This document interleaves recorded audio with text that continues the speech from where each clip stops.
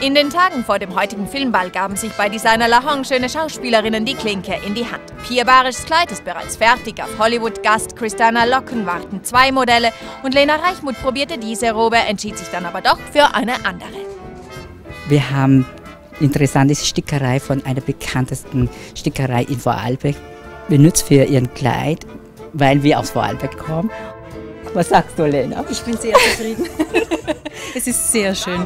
Lena Reichmuth selbst als Schauspielerin sehr erfolgreich hier als Magda Goebbels in Jud Süß Film ohne Gewissen, ist jüngst aber auch abseits der Leinwand medienpräsent, betreut sie doch große Stars auf Wien-Besuch. Zuletzt die für Amour Oscar nominierte Emmanuelle Riva. Ich habe für sie übersetzt, habe sie durch Wien geführt, habe einfach die Zeit, die sie in Wien verbracht hat, mit ihr verbracht. Eine tolle Schauspielerin, aber auch ein ganz feiner Mensch.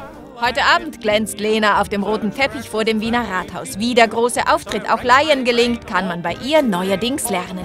Da wird mit Schauspieltechniken an der Persönlichkeit gearbeitet, am Auftreten, an der Stimme, an der Haltung, teilweise auch an der Einstellung. Das Ganze wird oft spielerischer, es kann mehr Lebensqualität entstehen, aber durchaus durch mehr Leichtigkeit auch mehr Erfolg.